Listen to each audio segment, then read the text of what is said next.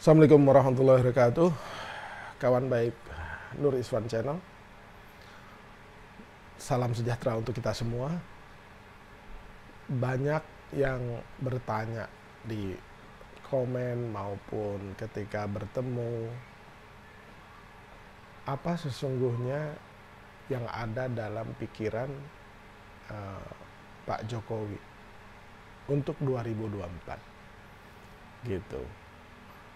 Kemudian apakah Pak Jokowi punya agenda politik untuk dirinya, kelompoknya, atau keluarganya? Nah ini pertanyaan yang gampang-gampang susah.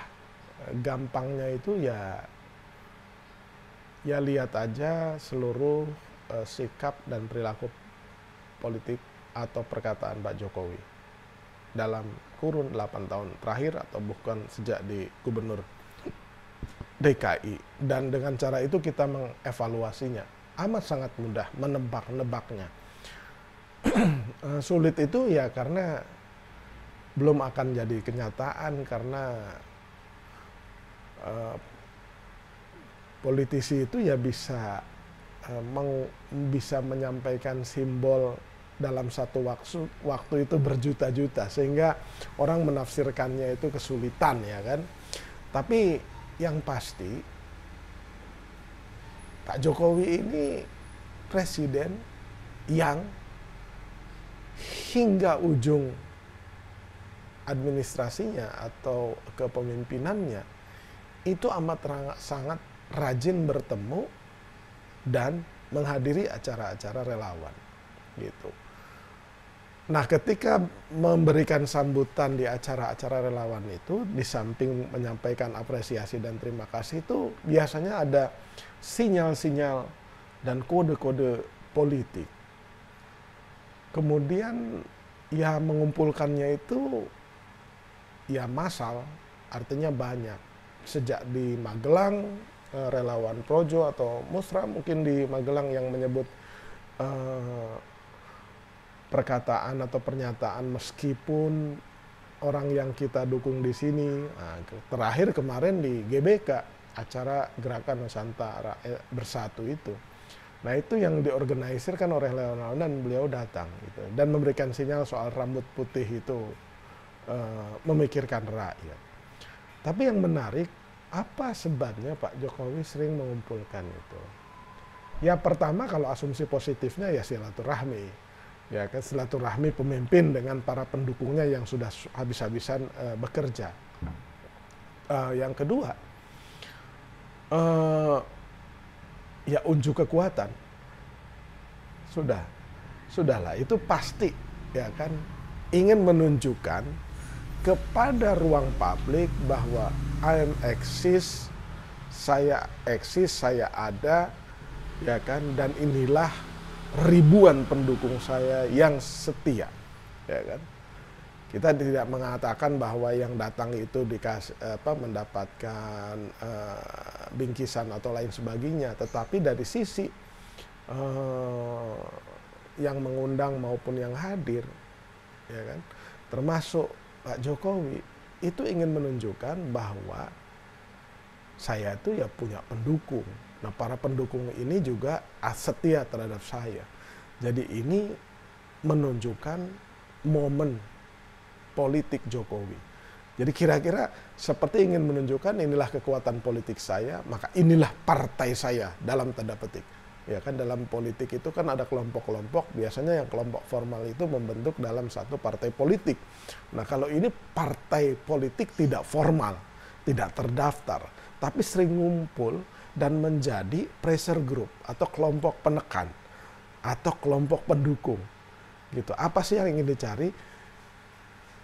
Ya kalau misalkan kita kuat dan masa pendukungnya banyak, kan kita jadinya dihitung gitu, dihitung oleh kelompok politik yang lain yang menjadi tujuan koalisi maupun yang menjadi lawan politik nantinya. Itu sebenarnya tujuan dari Pak Jokowi itu kurang lebih ya kemungkinan besar ya itu gitu. Jadi ya menunjukkan kekuatan massa gitu. Nah ini memang politik relatively di negara-negara berkembang itu selalu ujungnya itu adalah pengerahan massa gitu. Nah Indonesia ini ya masih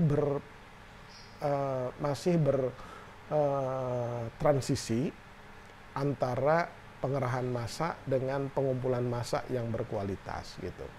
Nah mestinya para pemimpin ini ketika berkumpul, mengumpulkan massa pendukungnya itu memberikan edukasi politik dan gagasan-gagasan politik.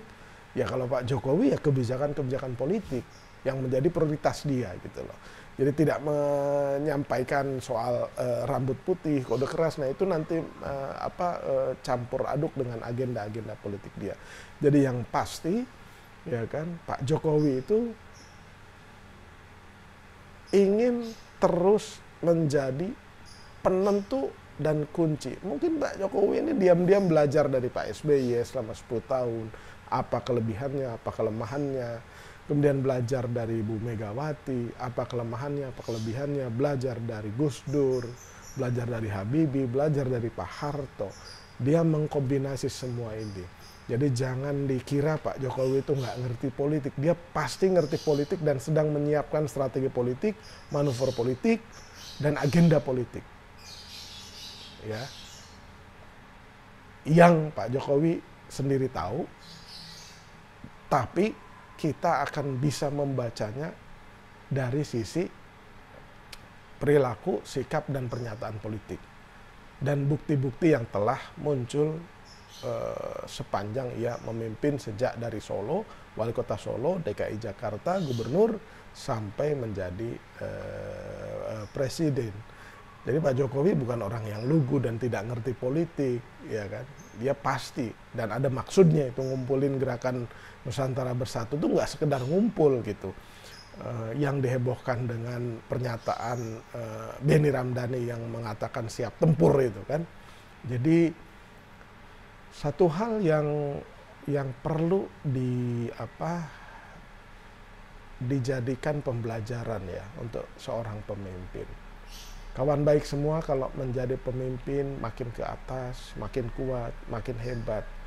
Maka kawan baik itu sebagai pemimpin akan dikepung, ya kan, oleh orang-orang yang memiliki kepentingan dirinya sendiri. Jadi dia tidak memikirkan kepentingan penyelamatan pemimpinnya, kesehatan, kesejahteraannya. Biasanya ya enggak, mayoritas itu yang berkumpul di sekitar pemimpin itu adalah mayoritas adalah yang hanya ingin Bapak senang gitu. Saya selalu mengatakan di berbagai acara, berbagai tempat, yang harus diwaspadai oleh seorang pemimpin ketika makin ke atas, dia dikelilingi oleh kelompok ABS, asal Bapak senang, kelompok penjilat, kelompok yang tidak berani mengkritik. Nah, pemimpin juga makin kuat, makin hebat, makin ke atas, itu kadang-kadang ya sensitif dan selalu yang diinginkan itu kalimat-kalimat positif, kalimat pujian, kalimat yang baik-baik. Nah ini yang harus diwaspadai oleh para pemimpin. Hatta misalkan pemimpin keluar dari rumah, berjalan di taman dengan celana dalam saja, ya kan? Misalkan dengan pakaian dalam saja. Kemudian bertanya kepada kelompok di sekitarnya, para pemujanya, ya kan? Bagaimana kalau saya keluar jalan-jalan pakai pakaian dalam saja, pakai celana dalam saja. Nah, kelompok ABS, kelompok penjilat, dan kelompok pemberi kalimat positif, puji-pujian kepada pemimpin itu, pasti mereka bilangnya itu, wah bagus bos, mantap bos, bos cocok memang seperti itu. Nah, biasanya orang-orang kritis, orang baik, itu tersingkir dari lingkaran para pemimpin itu. Ya kan? Kenapa? Karena biasanya orang baik, orang pinter itu bersikap sangat kritis dan berani menyampaikan pendapatnya untuk berbeda kepada pemimpinnya. berani berkata tidak kepada pemimpinnya. Nah kalau kelompok penjilat, kelompok pemuja, kelompok pujian ini biasanya mereka menyimpan itu semua, gitu. Yang penting apa yang bisa terus diperoleh dari sisi pemimpinnya untuk diambil oleh dirinya. Nah kira-kira itu, jadi partai dalam tanda petik partai informal Jokowi ini harus dilihat sebagai satu kekuatan politik, walaupun di survei-survei terakhir pilihan masyarakat itu mayoritas tidak, ya kan, terpengaruh oleh pilihan atau dukungan Pak Jokowi. Demikian, terima kasih. Jangan lupa share, like, jangan lupa subscribe, like, share, dan komen Nur Iswan Channel. Terima kasih.